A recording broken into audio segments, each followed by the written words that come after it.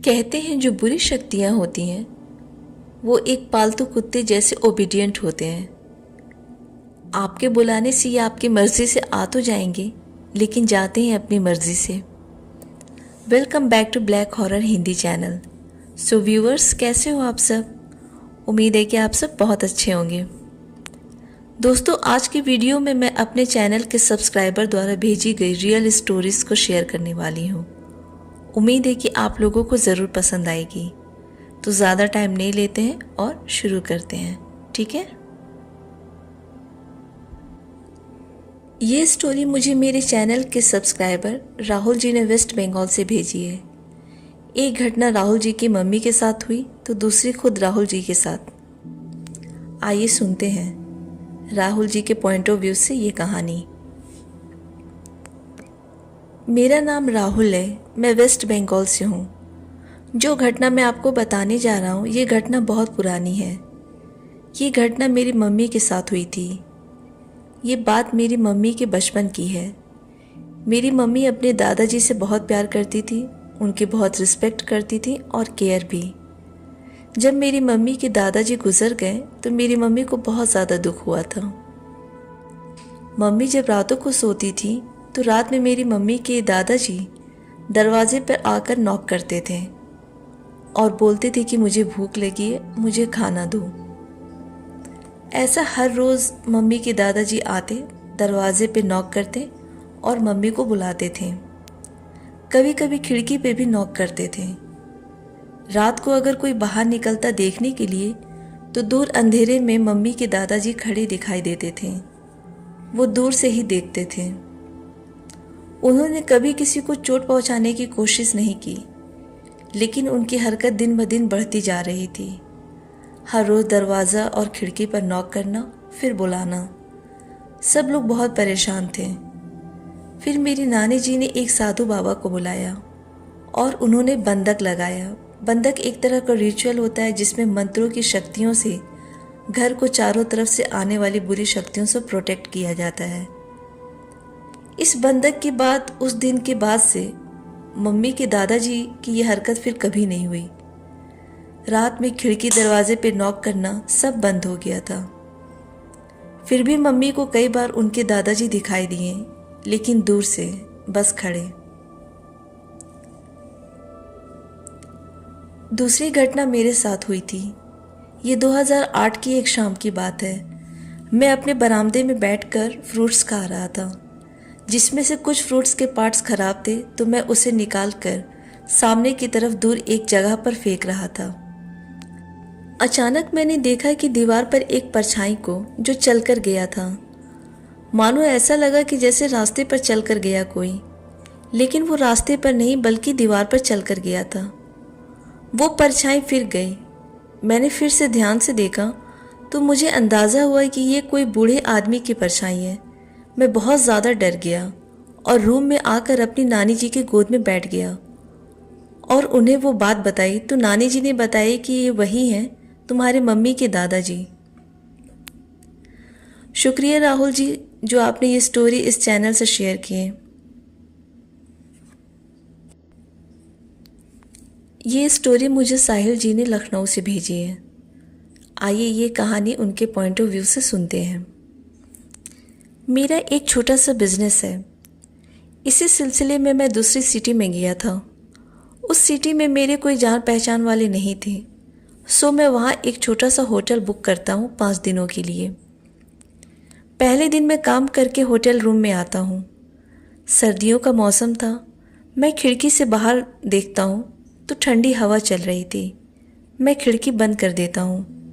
मैं डिनर करने बैठता हूँ तो बाहर एकदम शांत हो जाता है, मतलब कोई हवा चलने की आवाज़ नहीं आ रही थी। मैंने सोचा कि हो सकता है हवा बंद हो गई हो। मैं डिनर करने लगता हूँ। तभी तेज़ से खिड़की खोलने की आवाज़ आती है। ऐसा लगता है कि जैसे कोई धक्का दे के खिड़की खोला है। अचानक से इस आवाज़ से मैं थोड़ा सहम जाता हूँ। देखता हूँ खिड़कियाँ खुली हुई हैं। बाहर देखता हूँ तो कोई हवा नहीं चल रही है। मैं थोड़ा हैरान हो जाता हूँ कि जब हवा नहीं चल रही है तो ये बंद खिड़की अपने आप कैसे खुल सकती है। दूसरे दिन मुझे काफ़ी लेट हो गया था होटल रूम में आने में। 12 बज रहे थे। मैंने फ़ोन करके खाने का ऑर्डर देता हूँ। डिनर करके फिर मैं लेट जाता हूँ। करीब 1 बज रहे थे। मुझे किसी महिला की रोने की आवाज़ आती है। ध्यान से सुनता हूँ तो ये आवाज़ बाहर से आ रही थी। मैं सोने की कोशिश करता हूँ लेकिन इस महिला की रोने की आवाज़ बंद ही नहीं हो रही थी, जिससे मैं सो नहीं पा रहा था। मन कर रहा था जाकर एक बार बाहर देखूं। फिर ख्याल आया कि किसी की पर्सनल लाइफ है, उसमें क्या जाकर देखूं। कुछ देर हो जाती है, फिर भी रोने की आवाज़ आती है। फिर मैं रूम से बाहर आता हूं तो ये आवाज़ मेरे ऊपर वाले फ्लोर से आ रही थी। मैं ऊपर जाना ठीक नहीं समझता हूँ। मॉर्निंग में जब मैं वेटर से पूछता हूँ कि कल रात वहाँ किसी महिला की रोने की आवाज़ आ रही थी, वो वेटर बोलता है कि वहाँ ऊपर फ्लोर पे कोई नहीं रहता है। मैंने कहा तो फिर कौन सी महिला रो रही थी? वेटर बोला कि सर आप कोई बुरा सपना देखे होंगे। वो वेटर मेरी बात को टालने लगता है और चला जाता है। फिर रात में वही महिला की रोने की आवाज़ आती है। इस बार मुझसे रहा नहीं जाता और मैं ऊपर वाले फ्लोर पे जाता हूँ तो वहाँ कोई नहीं है, लेकिन महिला की रोने की आवाज़ अब मेरे वाले फ्लोर से, वो भी मेरे रूम से आ रही थी। ये सिचुएशन अब अजीब हो गई थी। मैं अपने रूम में आ जाता हूँ। मैं समझ जाता हूँ कि ये कोई भूतिया हरकत है। मैं उस रात हनुमान चालीसा पढ़ता हूँ और सोता हूँ। रात में कभी महिला की रोने चीखने की आवाज़ आई, कभी मेरे रूम की बंद खिड़की खुद खुल जाए। मैं किसी तरह वो 5 दिन गुजारे थे। मैंने मैनेजर से पूछा इस भूतिया घटना के बारे में। उसने पहले बताने से इनकार किया, फिर बताया कि ऊपर फ्लोर के एक रूम में बहुत पहले एक कपल आए थे। दोनों में लड़ाई होती थी। वो आदमी उस महिला को यहीं छोड़कर चला जाता है। वो महिला अपने रूम में दिन भर रोती थी और एक दिन उस रूम की खिड़की से लटक कर सुसाइड कर ली। तभी से वो आत्मा यहाँ भटक रही है। उसकी वजह से हम ऊपर फ्लोर का रूम किसी को दे नहीं पाते हैं, क्योंकि जो लोग भी ऊपर रूम में रह के आए हैं वो लोग भी आपकी तरह भूतिया घटना के बारे में बताते थे। इस घटना को सुनने के बाद मैं बहुत डर गया कि वो महिला खिड़की से लटक कर सुसाइड की थी। शायद इसी वजह से मेरे रूम की बंद खिड़की बाहर से अपने आप खुल जाती थी। साहिल जी, बहुत बहुत शुक्रिया आपका कि आपने अपने इस घटना को हमारे चैनल के साथ शेयर की है। ये स्टोरी मेरे चैनल के सब्सक्राइबर खुर्शीद जी ने असम से भेजी है। एक दिन मैं, मेरा एक दोस्त और उसके कज़न्स भी आए हुए थे। हम लोग एक जगह बैठकर बातें कर रहे थे। इधर उधर की बातें करते करते अचानक भूत, जिन, मीन्स पैरानॉर्मल एक्टिविटीज़, इन सब टॉपिक्स पे बात होने लगी। उनमें से एक लड़के ने अपने गांव के एक पैरानॉर्मल इंसिडेंट को शेयर किया, जो मैं आपसे शेयर कर रहा हूँ। ये इंसिडेंट मुझे रियल लगी, इसलिए आपसे शेयर कर रहा हूँ। अगर फेक लगता तो कभी शेयर नहीं करता। अब ये कहानी मैं उस लड़के के पॉइंट ऑफ व्यू से आपको सुनाता हूँ। ये कहानी राबिया नाम की एक लड़की की है, जो मेरे गांव में रहती है। आप लोग जैसा कि जानते हैं, गांव में हर घर के सामने ओपन एरिया होता है, जहां अक्सर आपको एक पेड़ या गार्डन मिल जाएगा। राबिया के घर में भी एक ओपन एरिया है, जहां एक पेड़ था, जिसमें पिंक और रेड कलर का कोई फूल खिला करता था। वो पेड़ साइज में बड़ा था, इतना बड़ा कि उसके नीचे आराम से लोग बैठ सकते हैं। लंच के बाद राबिया अक्सर एक चेयर लेकर उसी पेड़ के नीचे अपना स्टडी करती थी। एक दिन वो बैठी थी, तभी उसे पेड़ के ऊपर से आवाज़ आती है, जैसे ऊपर से कोई इसको पुकार रहा हो, राबिया, राबिया। वो ऊपर देखती है, वहाँ कुछ बहुत अजीब सा साया था जो पेड़ के ऊपर से उसे बुला रहा था। वो डर कर अंदर भाग के आई और घर वालों को बताने लगी। ऐसी बातों पे लोग आसानी से बिलीव नहीं करते हैं, इसलिए घर वाले बाहर आते हैं, थोड़ा इधर उधर देखते हैं, लेकिन कुछ मिलता नहीं है। इस बात को सब भूल गए और राबिया 3-4 दिनों तक अपने रूम में ही स्टडी करती रही। राबिया के भाई ने नोटिस किया, राबिया को स्टडी करते हुए देखकर ऐसा नहीं लगता कि वो कुछ पढ़ रही है, ऐसा लगता है जैसे किसी से बात कर रही हो। तो उसने सोचा उसके मन का वहम है, इसलिए इतना सीरियसली नहीं लिया इस बात को। लेकिन रोज़ जब ये होने लगा तो भाई ने डाउट किया, शायद राबिया किसी लड़के से बात करती होगी और मुझे देखकर उसे भगा देती होगी। इसलिए उसके भाई ने ये बात पेरेंट्स से शेयर किया और उन्हें नज़र रखने को बोला। कुछ दिनों में राबिया की स्टडीज़ में भी फ़र्क पड़ने लगा था और मार्क्स भी पिछले पाए गए मार्क्स के मुकाबले काफ़ी कम होने लगे थे। उसकी ऐसी सिचुएशन देख उसके घर वाले राबिया को अकेले नहीं रहने देते थे। कोई ना कोई हर वक्त उसके पास रहने लगा किसी बहाने से। राबिया भी अपने घर वालों की इस हरकत से परेशान रहने लगी।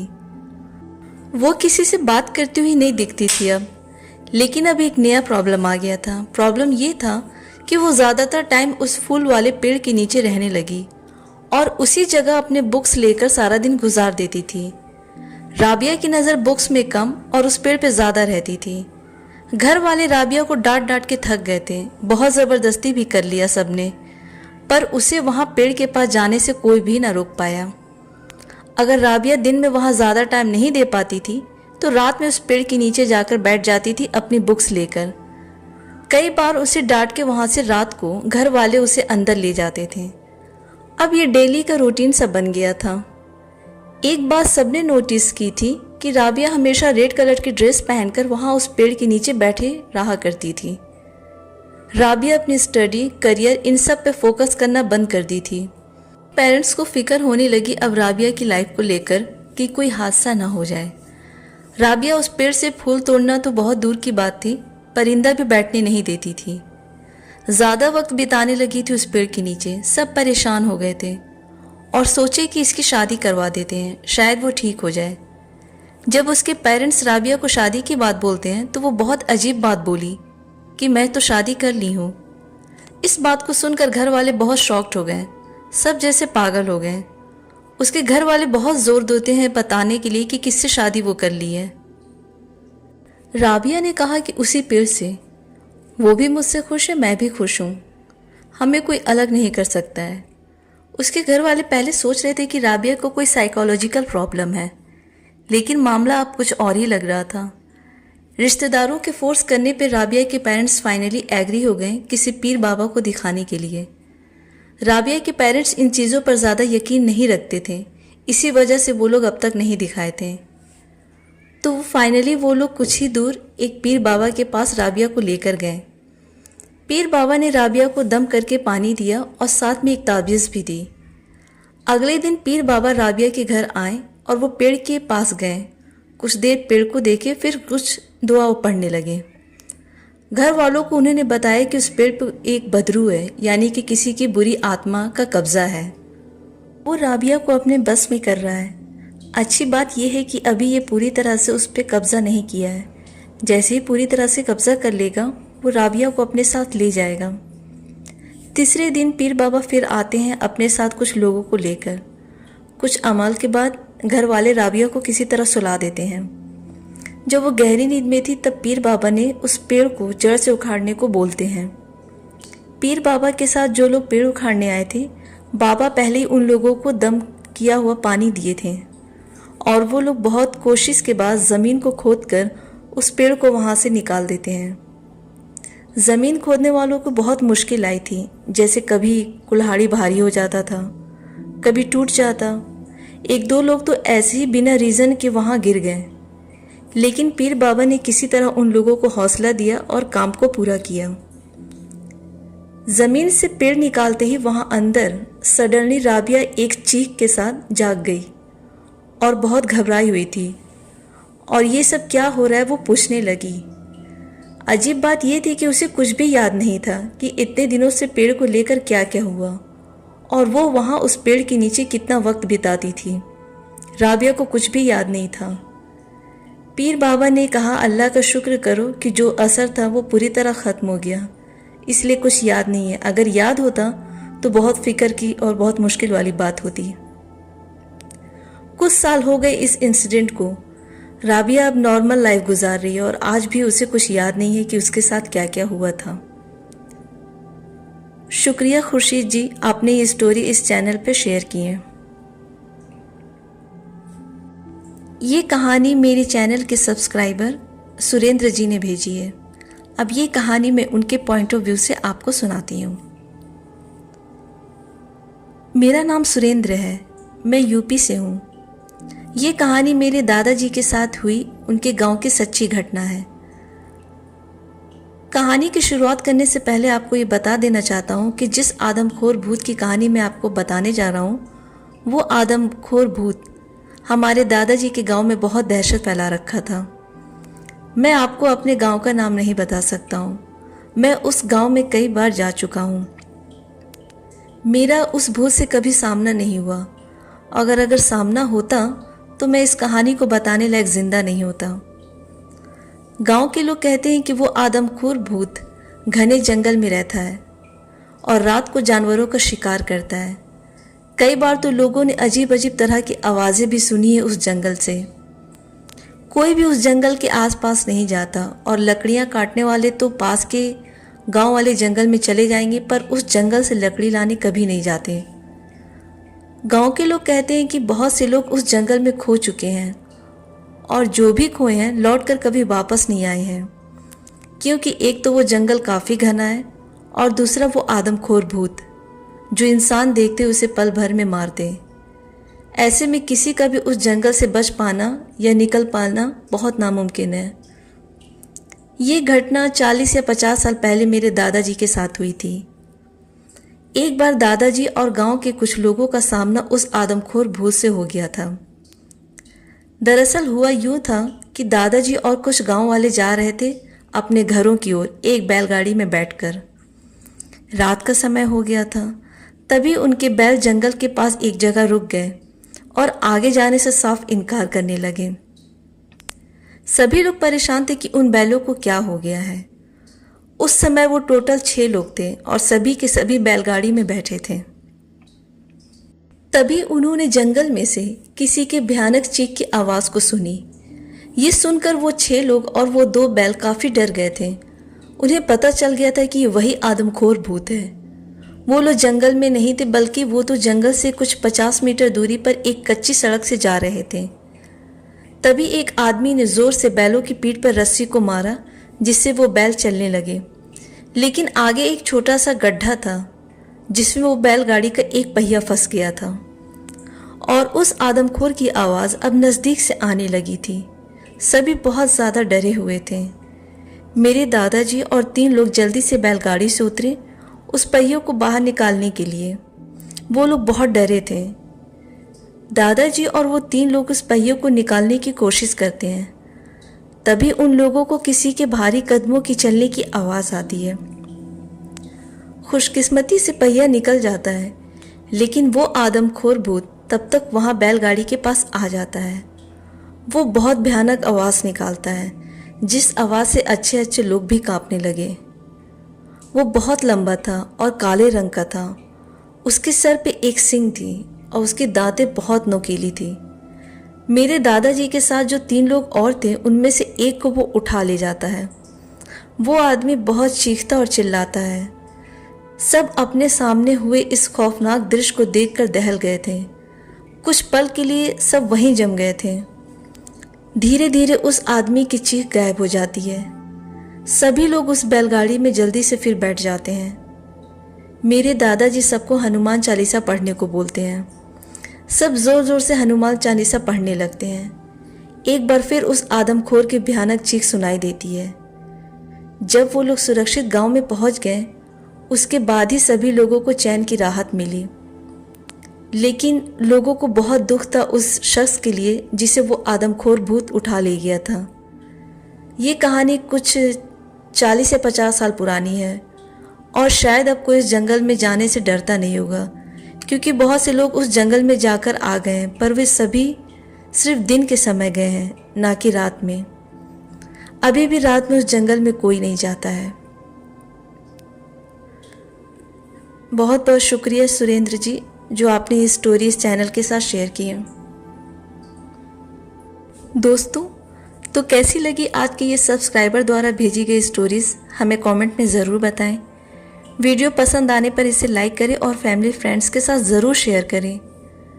दोस्तों, आपके पास अगर कोई स्टोरी है या कोई पैरानॉर्मल एक्सपीरियंस है और उसे हमसे शेयर करना चाहते हैं, तो आप प्लीज़ ज़रूर शेयर कीजिए, हम उस पर ज़रूर वीडियो बनाएंगे। जो दोस्त न्यू है इस चैनल पर, उनसे रिक्वेस्ट है कि प्लीज़ चैनल को ज़रूर सब्सक्राइब करें, और जो लोग सब्सक्राइब कर चुके हैं उनका बहुत बहुत थैंक्स। मिलती हूँ अगली वीडियो में एक इंटरेस्टिंग टॉपिक के साथ। Till then bye and take care.